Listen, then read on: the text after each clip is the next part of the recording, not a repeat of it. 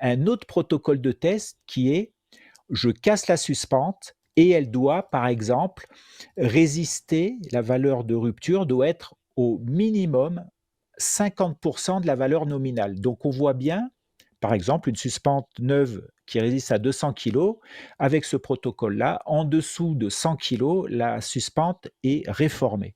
Donc c'est là le résultat peut être différent au niveau du calcul et donc d'un côté, on va plutôt réformer la voile et de l'autre côté, on va dire que c'est bon, alors que ce sont les mêmes matériaux. Donc il peut y avoir des disparités comme ça. Donc c'est pas évident pour le pilote, on va dire, parce que ça, il le sait pas à l'avance et c'est vraiment l'atelier, à ce moment-là, qui devient l'interlocuteur Mmh. privilégié du pilote pour savoir un peu son matériel, où il en est Et donc ça, on le sait et pas qu'est-ce que sur ça du veut dire?